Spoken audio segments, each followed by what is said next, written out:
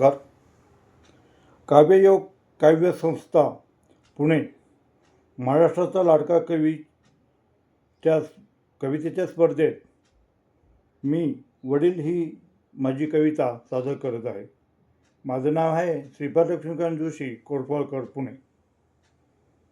प्रत्येकाच्या आयुष्यात वडिलांना महत्त्व असतं, त्यामुळे माझ्या मनाला भावलेली वडील ही कविता आज मी आपल्यासमोर सादर करत आहे. वडीलमध्ये समुद्रातील जहाज असतं. वडील म्हणजे समुद्रातील जहाज असतं, खंबीर आदराचं दुसरं नातं असतं. वडील म्हणजे उंबराचं झाड असतं. वडील म्हणजे उंबराचं झाड असतं. आपल्या आयुष्यात त्यांचं वेगळं स्थान असतं. आपल्या आयुष्यात त्यांचं वेगळं स्थान असतं आणि नक्कीच असतं. लपलेल्या भावनांचं जणू ते एक खोड असतं. लपलेल्या भावनांचं जणू ते एक खोड असतं. वडील या शब्दात संपूर्ण जग सामावलेलं असतं. वडील या शब्दात संपूर्ण जग सामावलेलं असतं. ते सोबत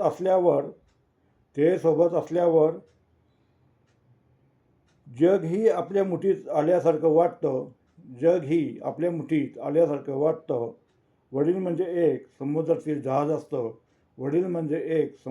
जहाज असतं. माझ्या सर्व वडिलांना मनापासून नमस्कार.